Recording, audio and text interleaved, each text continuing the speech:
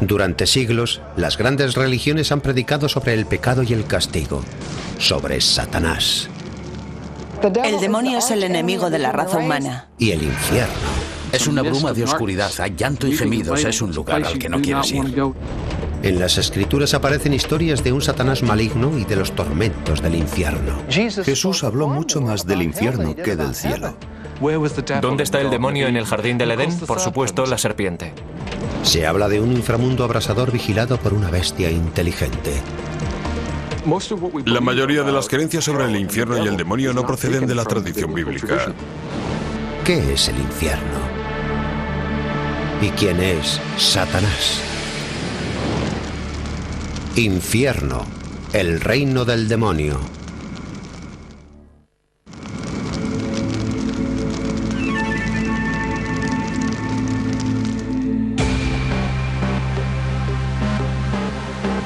En 1973, la película de terror El Exorcista impresionó al público con su vívido retrato de la posesión satánica y del exorcismo. Pero la idea del demonio introduciéndose en el cuerpo humano es mucho más antigua. Algunos creen que el concepto de la posesión tiene su origen en las creencias chamanistas prehistóricas. Los considerados chamanes expulsaban a los malos espíritus del cuerpo de la víctima mediante la brujería. Hacia 1500, los líderes de la iglesia, los escritores y los artistas habían hecho famoso a Satanás. Los sermones, los cuadros, los libros y las obras de teatro confirmaban que el demonio estaba en todas partes, mirando de forma lasciva desde la puerta de la iglesia, causando guerras y acechando en la cama de todos los hombres. Incluso Martín Lutero, que rechazaba gran parte del dogma católico, creía que los demonios habían invadido su cuerpo. Martín Lutero fue el hombre más obsesionado con el demonio de la historia. Al parecer sufrió mucho de estreñimiento durante toda su vida. Pensaba que el demonio estaba en sus entrañas. Lutero vivió en la época en la que la influencia del demonio alcanzó su punto culminante. Desde el siglo XVI hasta comienzos del XVIII, las cazas de brujas cubrían Europa, enfrentaban a vecino contra vecino, a marido contra esposa. Acusaciones de lujuria, envidia, amor desesperado y deseos frustrados llenaban tribunales irregulares y arbitrarios. A las brujas se les consideraba agentes del demonio y estaban por todas partes.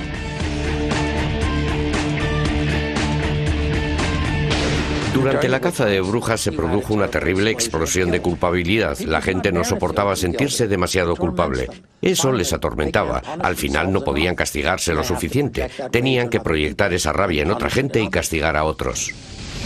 Durante la Inquisición se quemó a 100.000 mujeres acusadas de brujas. Se pensaba que el gran impostor, el padre de todas las mentiras, se deleitaba corrompiendo a inocentes. Cuanto más inocente parecieras, más frecuentaras la iglesia, más santo parecieras, más probabilidades había de que fueras un agente de Satanás. Porque ¿quién iba a sospechar de ti? Parecías alguien que jamás haría algo malo. Eras la herramienta perfecta para el trabajo de Satanás. Pronto se adoptaron herramientas nuevas en la lucha sin final contra Satanás. En 1486, el Papa Pablo II decretó que la tortura era aceptable en casos sospechosos de brujería. 2 años después aparece el Malleus Maleficarum, uno de los libros más populares de la época y el manual no oficial de la Inquisición. Recalcaba que las brujas estaban en connivencia con el demonio y ofrecía pistas para identificar a las culpables. Les cosían piedras a la ropa y las arrojaban a un lago o a un pozo. Si se ahogaban, decían que no eran las piedras, sino sus malos actos los que las hacían hundirse. Una prueba de que de verdad eran brujas. Antes del mundo moderno, la política y la religión no estaban separadas, eran lo mismo. Si había un desorden en la sociedad, tenía una dimensión religiosa. Creían sinceramente que cuando ocurría algo peculiar y tenía un efecto negativo en la sociedad, había algún aspecto diabólico en aquello. Era una forma de personalizar el mal que sentían en el mundo. Cuando los puritanos viajaron al Nuevo Mundo, llevaron sus viejos miedos con ellos. El protestantismo de la primera época estaba muy obsesionado con el demonio. También se oponía mucho al sexo. Así que cuando grupos como los puritanos fueron a América y se establecieron en Nueva Inglaterra, llevaron ese equipaje con ellos. Tenían miedo al demonio. Veían al demonio en todas partes. Uno de los más eficaces a la hora de inculcar el miedo a sus seguidores fue el predicador puritano Jonathan Edwards. Su autoritario sermón «Pecadores en manos de un Dios airado» pedía a todos ser rectos o enfrentarse a los horrores del infierno. Dios no desea en ningún instante hacer muestra de su poder arrojando a los impíos al infierno. Ellos merecen ser echados al infierno. De manera que si la justicia divina se encuentra en el camino, no hay objeción eficaz contra el uso del poder de Dios para destruirlos. Pecadores en las manos de un Dios airado. Jonathan Edwards. Cuando Jonathan Edwards pronunciaba su sermón «Pecadores en manos de un Dios airado», ¿qué motivo tenía la gente para pasar 3 días en la nieve para oírle predicar? Les estaba diciendo que se iban a condenar. A la gente le gusta el miedo. Nos colocamos en situaciones que asustan. El miedo y el terror son emociones humanas primarias. Consumidos por el miedo, los puritanos propiciaron en Salem el horror a las brujas en 1692. Una vez más, no había defensa contra el cargo de colaborador con el maligno. La gente que hacía las preguntas en los interrogatorios sobre brujería con frecuencia partía de un grupo de preguntas ya preparadas. Sabía lo que había hecho el demonio. El caso de Salem fue pequeño para los niveles europeos. Una veintena de mujeres juzgadas, condenadas y ejecutadas a lo largo de un año. El demonio pareció tomarse vacaciones durante algún tiempo. Después de Salem y durante casi 300 años, los juicios en los que aparecía el demonio fueron muy escasos en Norteamérica. Pero de pronto, con la locura de los rituales satánicos de las décadas de 1980 y 90, regresó. Cientos de padres y cuidadores fueron acusados en Gran Bretaña y los Estados Unidos de abusar de miles de niños en extraños rituales de brujería. Cuando las presuntas víctimas no conseguían mantener las acusaciones, se decía que se autoengañaban. La teoría era la siguiente: cuanto peores fueran los abusos, más se esforzarían los niños en negarlos. Es decir, que cuanta menos información obtuvieras de un niño, más evidente resultaba que habían abusado de él. Pero los niños no fueron las únicas supuestas víctimas. Muchos de los cargos pudieron ser fruto de la moda de recesión de memoria.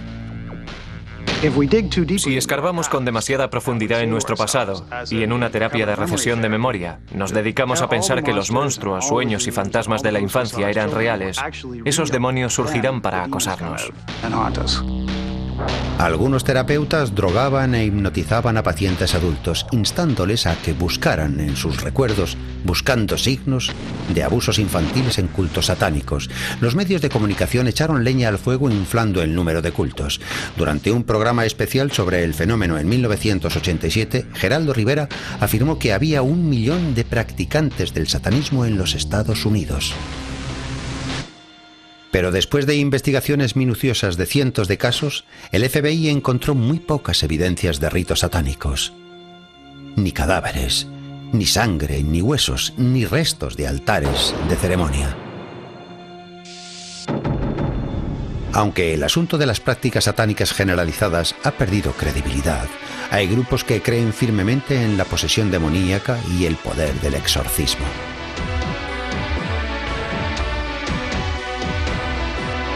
Begone, Satan, inventor and master of all deceit. Es una oración para curar, para liberar a una persona de algún tipo de fuerza maligna, personal o impersonal, que parece haberse apoderado de esa persona. El rito católico del exorcismo se basa en el relato del Nuevo Testamento de Jesús expulsando a los demonios. En la Edad Media la práctica se hizo muy popular. Pero el exorcismo católico nunca ha sido algo corriente. El Vaticano anunció un rito de exorcismo revisado, el primer cambio en el rito desde 1614.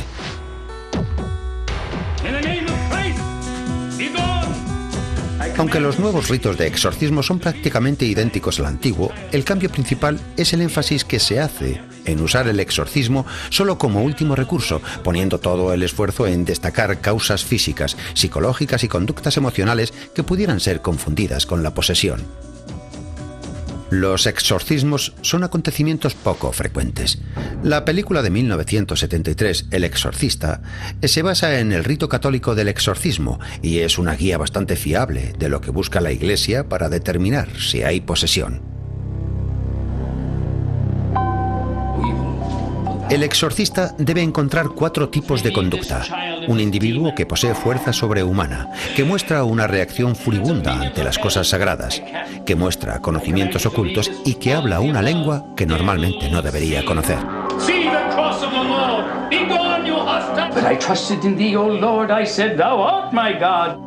Como se describe en el rito católico, el exorcismo comienza haciendo la señal de la cruz y rociando con agua bendita. Se leen en voz alta una serie de oraciones, letanías y partes del Evangelio.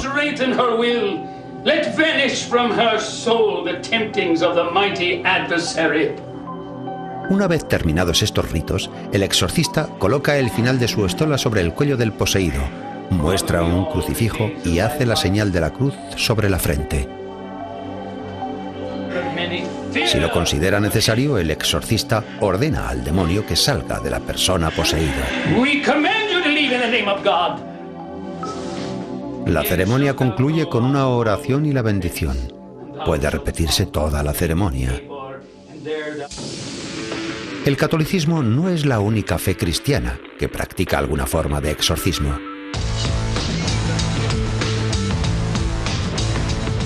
Reniego de ti, Satanás.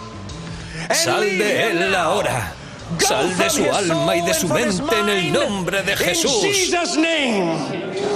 Todas las semanas el pastor Tom Brown, un carismático cristiano evangélico, libera a decenas de almas de las garras de Satanás en la iglesia Palabra de Cristo, en El Paso, Texas. Sal de ella en el nombre de Jesús. En el nombre de Jesús. No utilizamos el término exorcismo, preferimos el término liberación o expulsión de demonios. No utilizamos la palabra poseído porque poseído implica control absoluto. Lo que creemos es que los demonios pueden tener influencia sobre nosotros. El pastor Brown se remonta a Jesús para explicar la práctica de la expulsión de demonios. El primer exorcismo que relata el Evangelio de Marco ocurrió en una sinagoga. Una persona endemoniada alza de pronto la voz y dice: «Ajá, sabemos quién eres, el Santo Hijo de Dios. ¿Has venido a torturarnos antes de nuestra hora?». En realidad quien gritaba no era el hombre, sino el demonio. Jesús dijo al demonio que se callara y saliera, y el hombre quedó libre. Creemos que hay millones, quizá miles de millones de ángeles caídos que trabajan bajo el control de Satanás. Al haber tantos, creemos que debemos estar en guardia. Te he dicho que la dejes. Satanás no quiere que la gente de este mundo sea feliz. Ha actuado mal. Se merece esto. No tienes derecho legal para permanecer en ella. Quiere que todos sean infelices. Quiere que todos vayan con él al infierno. Deja en paz a mi hermana. ¡Sal de ella! Y es muy real. Es muy, muy real. No puedo verlo, pero es muy real. De una vez para siempre. ¡Sal en nombre de Jesús!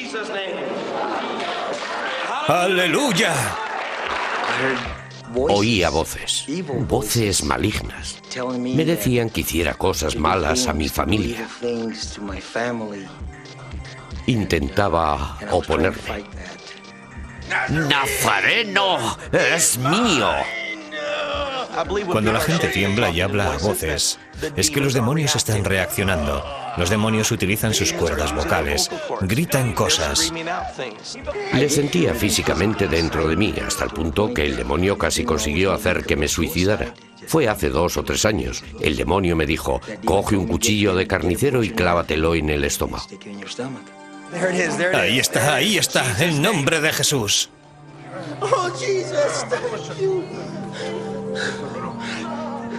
Me sentí aliviado. Me sentí iluminado. Me sentí libre de los espíritus que estaban dentro de mí.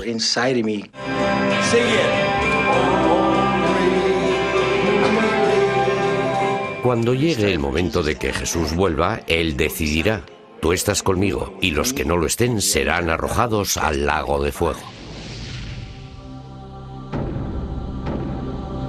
Para muchos cristianos, la existencia de Satanás y de algún tipo de infierno es evidente. Pero hay otras visiones del infierno. Creemos que muy pocas personas recibirán el castigo de Dios, la cólera de Dios.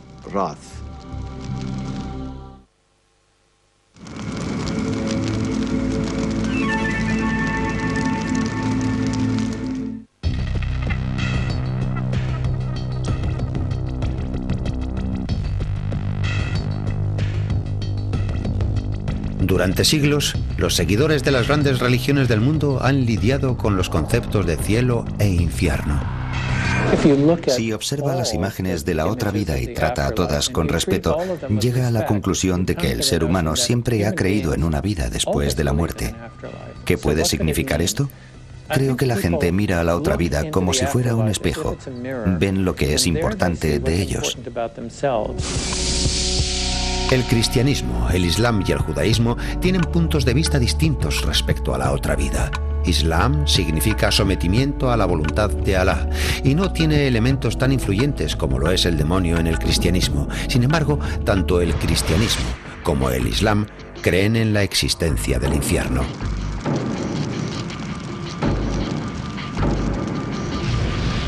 El Corán nos dice que el infierno es un lugar físico y literal, una morada para los pecadores. El infierno es una parte esencial de la vida humana. Sin infierno, la vida estaría llena de confusión y desorden. Por eso creó Dios el paraíso y el infierno, para que tengamos disciplina, para que sigamos la verdad.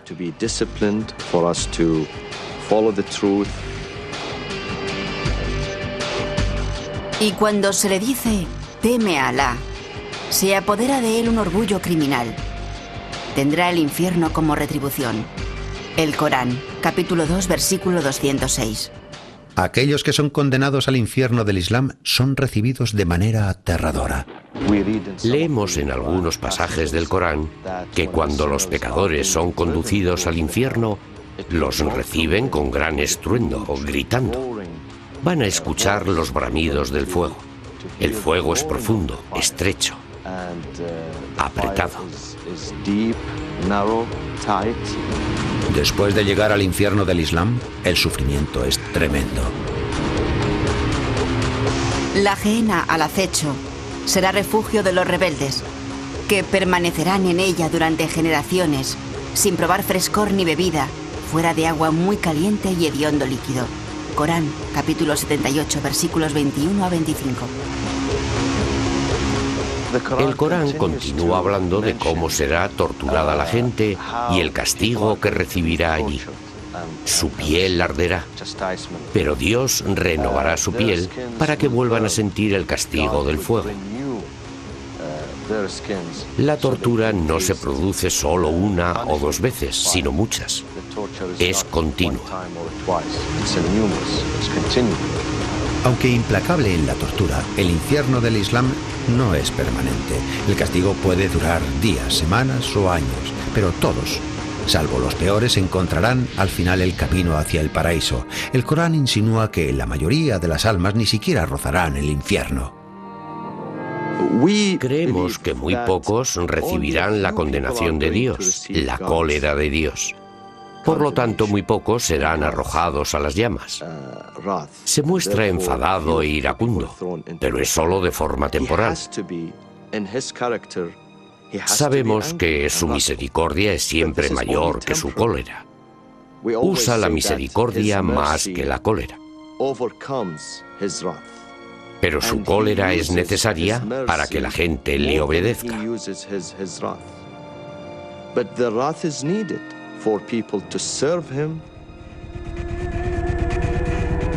Todas las creencias reconocen la existencia de un infierno físico. La Biblia hebrea no hace énfasis en la otra vida. En la actualidad no es raro encontrar por todo el mundo judíos conservadores y reformistas que dicen que los judíos no creen en el más allá. Creen que lo que se hace de bueno es lo que permanece cuando alguien muere. Somos recordados por nuestra familia. Hay que hacer buenos actos para dar fe del recuerdo de los santos padres, pero no hay una vida después de esta. Sin embargo, según uno de los 13 principios del Código Ético, redactado por el rabino Maimónides en el siglo XII y que todavía se recita en voz alta en las sinagogas, hay recompensa y castigo después de la muerte.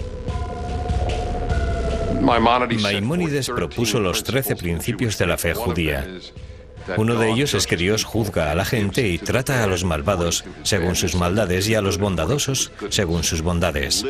El infierno literalmente no es algo que cuente mucho en la vida judía, pero eso no importa. Lo que importa es que las personas malvadas recibirán su merecido. Los judíos lo creen firmemente. Incluso los judíos ortodoxos, algunos de los cuales creen en la otra vida, consideran incorrecto pedir a Dios una situación mejor en la siguiente vida. El Kadís del doliente, una oración que se recita sobre la tumba de los seres queridos, no menciona al fallecido ni pide a Dios que vele por él. Sin embargo, reafirma la fe de los supervivientes en el Todopoderoso. La concepción budista de la otra vida es muy diferente a la de otras religiones basadas en un creador. La otra vida no es un lugar, sino un estado de existencia. El infierno es un reino en el que los muertos renacen llenos de ansiedad y de angustia. Ves seres vivos quemados y consumidos por el nacimiento, la vejez, enfermedad y muerte, cuidado y sufrimiento. Los ve padecer muchos tipos de dolores a causa de su codicia y su apego.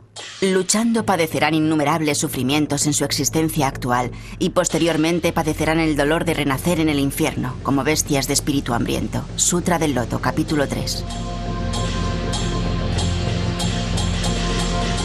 La rueda de la vida ofrece una descripción visual de los muchos estados del ser y formas de vida budistas. El segundo círculo, mitad blanco, mitad negro, representa la vida del más allá. Aquellos que toman el camino de la luz son guiados hacia un renacimiento positivo. Aquellos que siguen el camino de la oscuridad experimentan un renacimiento negativo, los infiernos del budismo. No hay juicio divino para condenar a los seres al infierno. Es su propio karma lo que les hace renacer en ese reino. La consecuencia de que un alma humana ascienda o descienda es similar a la de que una persona enferme por comer alimentos en mal estado. Si enfermas a causa de algún alimento, no es porque alguien te castigue, sino por una consecuencia natural. Así funciona el cuerpo, así es la vida humana.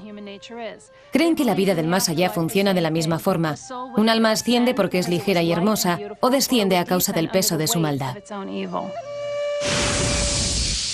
En el budismo chino hay muchos reinos del infierno.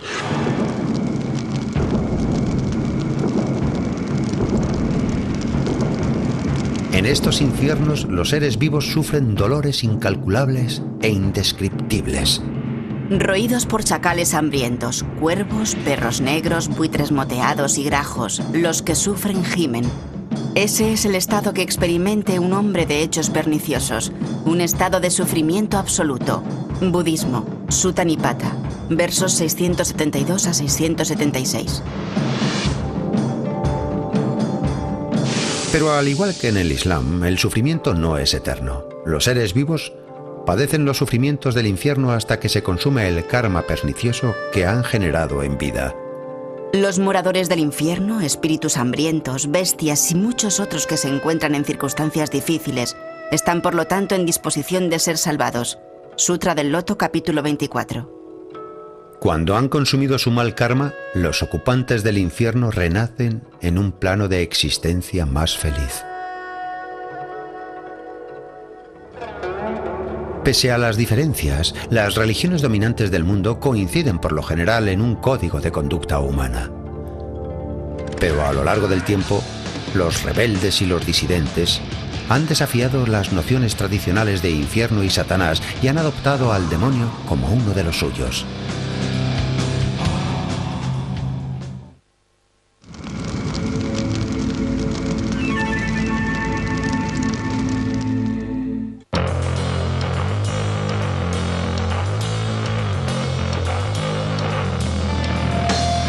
Rebeldes de todas las tendencias se han situado a la sombra del demonio para expresar su desdén por la autoridad convencional. Alabar al demonio es una forma asombrosa de oponerse a todo lo que esta sociedad considera sagrado. un hecho que algunos han explotado en la música rock. En una sociedad cristiana, ¿qué puede haber mejor para definirse como rebelde que glorificar la imaginería demoníaca? Hay grupos que adoptan la personalidad de demonios y en cierto modo se ríen de la idea de que el infierno es un sitio horrible. El infierno es el lugar al que va la gente divertida, un lugar con mujeres ligeras de ropa, donde nunca para de correr el alcohol y las fiestas duran eternamente. A lo largo de la historia, el infierno y el demonio han servido como símbolo de los contrarios. Norteamérica nació de una rebelión y unos pocos de sus grandes símbolos formaron coalición con el anfitrión del infierno. A finales de 1700, un grupo de ingleses formaron el primer Club del Fuego Eterno, una fraternidad dedicada a la bebida, el sexo y de vez en cuando a ridiculizar el cristianismo, mofándose de sus ritos sagrados. Los miembros se reunían en monasterios en ruinas para divertirse con misas negras y orgías de alcohol. Benjamin Franklin, embajador de Estados Unidos en Gran Bretaña, participaba de forma ocasional. Un siglo más tarde, Mark Twain expuso su sentimiento iconoclasta alabando el Averno. Recuerdo la acertada ocurrencia de Mark Twain: el cielo por el clima, el infierno por la compañía. Si quieres conocer gente realmente interesante, no vas al cielo, vas al infierno de Dante. El ensayo de Twain, Cartas desde la Tierra, incluye misivas ficticias redactadas por el diablo en las que se muestra el aspecto egocéntrico de la naturaleza humana. Se cree que es la mascota del creador. Cree que el creador está orgulloso de él. Cree incluso que el creador le ama, que siente pasión por él, que se sienta por la noche a admirarlo. Sí, que cuida de él y evita que tenga problemas. ¿No es una idea pintoresca? Mark Twain, Cartas desde la Tierra.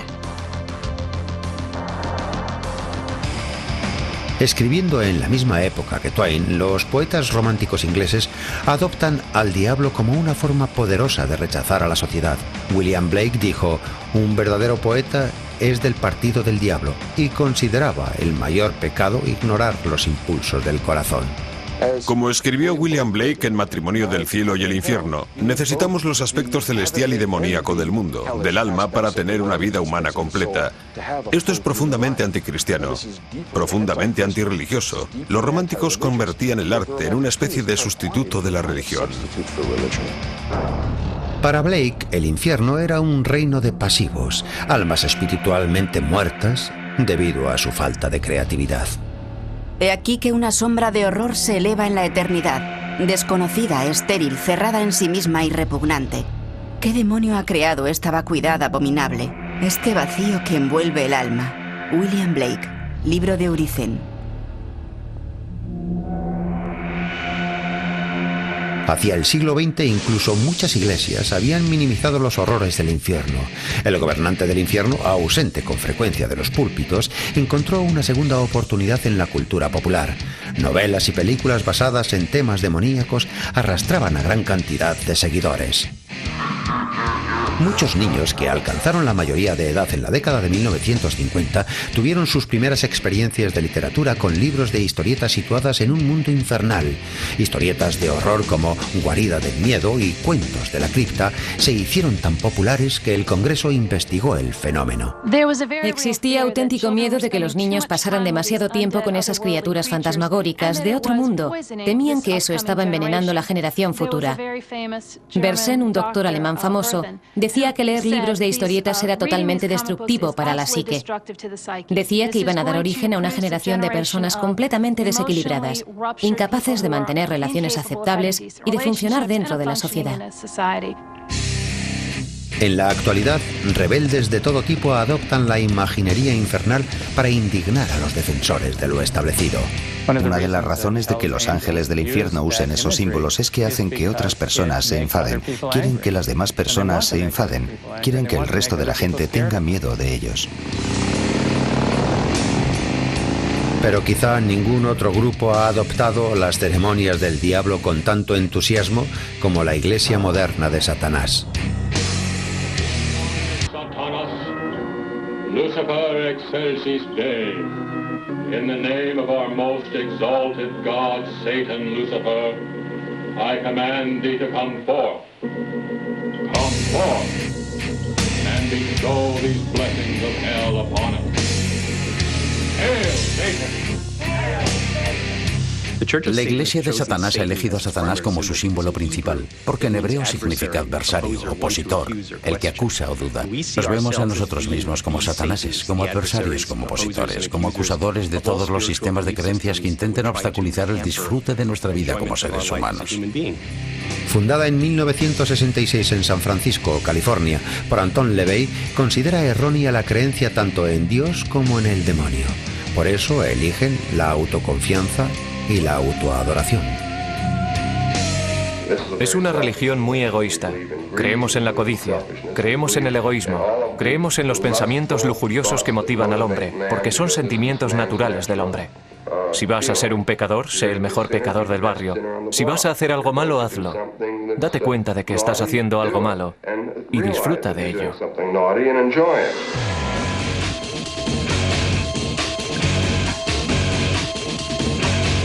Muchas de las creencias de la Iglesia aparecen explicadas en la Biblia satánica.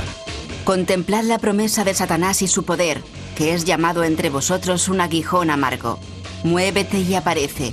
Desvela los misterios de tu creación, porque soy un servidor de lo mismo, tu Dios, el verdadero adorador del supremo e infalible Rey del infierno.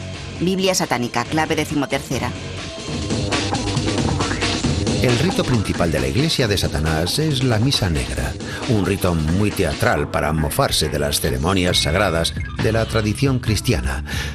La Misa Negra explota la imaginería del infierno y Satanás.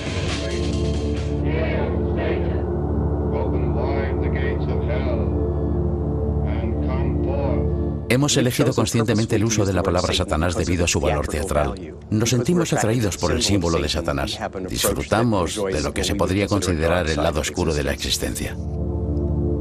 Hace poco, los productores de Canal Historia consiguieron autorización para asistir a una misa negra moderna, un acontecimiento que ha visto muy poca gente que no pertenezca a la Iglesia de Satanás.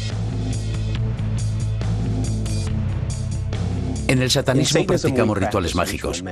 A la cámara de ritos le llamamos cámara de descompresión intelectual. En ella dejamos de pensar y de racionalizar. Entramos en una sala oscura e iluminada con velas. Nos liberamos de nuestras emociones como forma para eliminar aquello que pueda dificultarnos realizar el tipo de cosas que queremos hacer.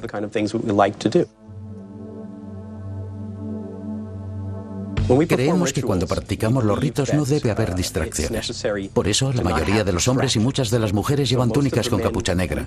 Produce una sensación maravillosa, casi gótica. Hail, Satan! Hail, Satan! Hail, Satan! Hail, Satan!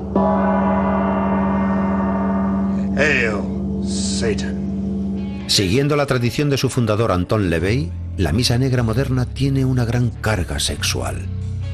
El satanismo reconoce que sentimos amor y lujuria. Es algo natural en el animal humano. Así que si buscas pareja, debes realizar un rito de lujuria. Las mujeres se visten a veces con ropa que estimula sexualmente a los hombres, porque, como sabemos, los hombres son muy fáciles de estimular por la vista. El rito de destrucción también forma parte de la ceremonia. Hacemos a los demás lo que ellos nos hacen a nosotros. Si alguien nos hace daño, creemos firmemente que tenemos derecho a vengarnos de esa injusticia. La venganza forma parte de nuestra filosofía. Tenemos un rito de destrucción, cuya finalidad es eliminar cualquier tipo de odio que pueda surgir en nosotros porque alguien nos ha hecho daño. The mighty voices of my vengeance smash the stillness of the air and stand as monoliths of wrath upon a plain of writhing serpents. Si alguien te ha hecho daño, puedes hacer un muñeco de esa persona y clavarle agujas o clavos o romperlo en pedazos. Eso es el corazón del rito de destrucción, la eliminación de la persona que te ha hecho daño. I see your remaining days as nothing but a quiet, tedious collection of hours. You will find no new love. You are lost. Every day will be the same. You may as well have never have lived at all. Las creencias de la Iglesia de Satanás la colocan bastante al margen de lo socialmente aceptable, algo que sus miembros perciben. Somos los adversarios de todos los credos espirituales y de toda la gente que dice que tienes que seguir el ejemplo de otro, que tienes que obedecer. Creamos el cielo y la tierra en nuestra propia existencia. El resultado depende completamente de nosotros. Como los satánicos no aceptan ciertas ideas de la otra vida, creen que no serán juzgados por sus hechos terrenales. Sin embargo, la mayoría de las principales religiones creen firmemente que tras la muerte les espera el día del juicio. La pregunta que se cierne como un fantasma es ¿quién va al infierno?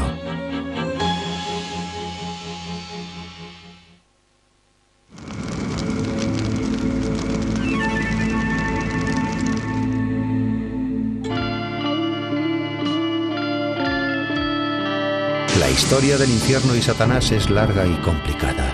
Desde las enseñanzas de la Biblia hasta la imaginería laica, nuestra fascinación por el infierno y el demonio refleja un miedo primitivo por la muerte y un profundo anhelo de inmortalidad.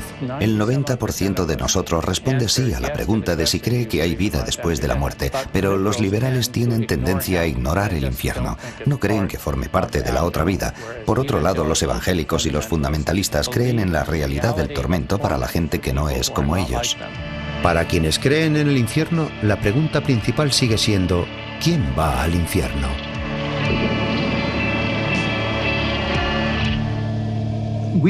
Realmente no sabemos quién va al cielo y quién al infierno. Algunos cristianos, por ejemplo, en la tradición ortodoxa rusa, albergan la esperanza de que al final todo el mundo se salvará, incluido el demonio, incluido Satanás. Pero ese es uno de los grandes misterios. Es una de las preguntas de las que no conocemos la respuesta.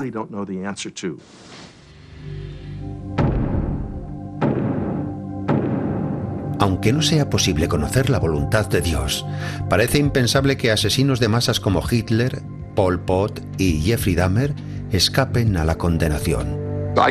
Puedo dormir por la noche solo porque creo que el bueno es recompensado y el malo es castigado. Si no crees que hay infierno, dices que Hitler no ha tenido un destino diferente al de la Madre Teresa.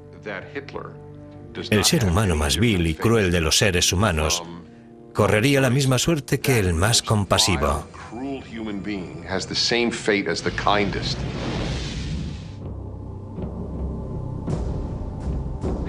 La lógica de nuestra mente sugiere que si Dios es justo, si hay rectitud, si hay algún tipo de justicia básica en la vida, es preciso que haya un juicio y que haya una recompensa.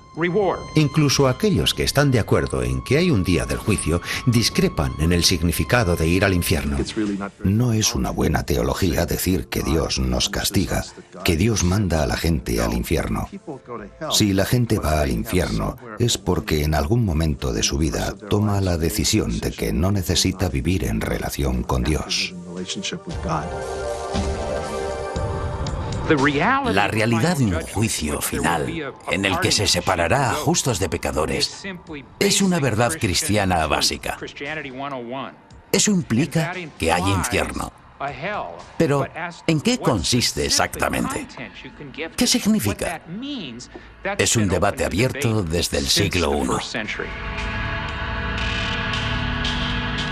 Si me preguntan que si quiero creer en el infierno, respondo que no. No quiero creer en el infierno, quiero que todo el mundo vaya al cielo. Pero negar el infierno es negar a Dios. Lo dice la Biblia. Es negar a Jesús, aquel a quien yo sigo. Es negar las Escrituras. Ancha es la puerta y espacioso el camino que lleva a la perdición, y muchos son los que entran por ella, porque estrecha es la puerta y angosto es el camino que lleva a la vida, y pocos son los que la hallan. Mateo capítulo 7, versículos 13 y 14. Los fundamentalistas consideran las palabras de Jesús como un recordatorio aleccionador de que la mayoría de las almas caminan hacia la condenación. Creen que aquel que no acepte a Jesús como su salvador personal está condenado. Jesús dijo: Yo soy el camino, la verdad y la vida. Nadie llega al Padre si no es por mí. Jesús lo es todo. El día del juicio, el juez será Jesucristo. Esta es la pregunta cuando veas que el juez es Jesús. ¿A qué religión te gustaría pertenecer? En décadas recientes, los católicos y muchas denominaciones protestantes han revisado sus interpretaciones de las Escrituras y las han hecho menos restrictivas, abriendo las puertas del cielo a un público más amplio. El Vaticano II dice muy claramente que aquellos que practican las otras grandes religiones del mundo, e incluso aquellos que no tienen religión, pero que se esfuerzan por vivir según los dones que Dios ofrece a todo el mundo, pueden salvarse. Las grandes religiones del mundo están de acuerdo en que la esencia del infierno, el núcleo de su sufrimiento, es la completa separación de Dios, y los textos sagrados de cada fe invitan incluso a los más perversos de entre nosotros a unirse a la redención. Deje el impío su camino, y el hombre inicuo sus pensamientos, y vuélvase a Jehová, el cual tendrá de él misericordia, y al Dios nuestro, el cual será amplio en perdonar. Isaías, capítulo 55, versículo 7. No importa que seas un asesino en el corredor de la muerte. No importa que hayas cometido múltiples asesinatos, que hayas robado o violado. Todo pecado, cualquier pecado puede ser perdonado cuando acudes a la cruz y planteas la muerte de Jesús para que Dios perdone tus pecados.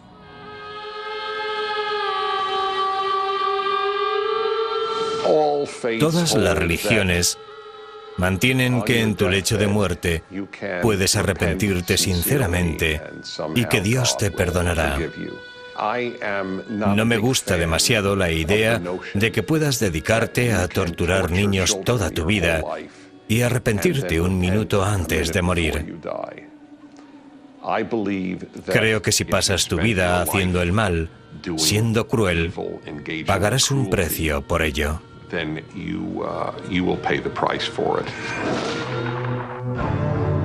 Independientemente de las creencias, la humanidad se enfrenta a una verdad innegable. Todos moriremos. Pero después de que nuestros seres queridos nos hayan dado el último adiós y nuestro cuerpo terrenal descanse para siempre, nadie sabe cuál será nuestro destino. Nadie sabe qué hay del otro lado. Robert Frost, el poeta, dice: el fuerte no dice nada hasta que lo ve. A todos nos gustaría una respuesta sencilla sobre el infierno, el demonio, el bien y el mal. Pero no hay una respuesta sencilla a los grandes temas de la vida. Solo hay sombras y tonos grises.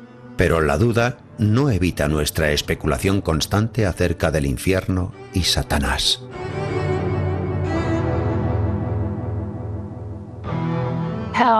El infierno es la confirmación definitiva del libre albedrío. Si no hubiera infierno, Dios estaría diciendo: no me importa lo que quieras, no me importa que me odies. Estarás conmigo para siempre. Haz lo que quieras.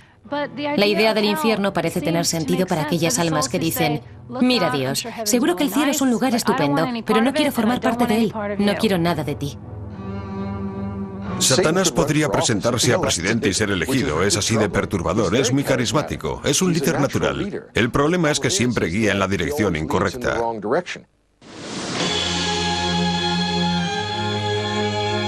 Redactada a lo largo de siglos, la historia de Satanás y el infierno parece ser reescrita por cada generación. El infierno es un proyecto de construcción compartido. Se basa en historias contadas por algunos de los mejores narradores de la historia.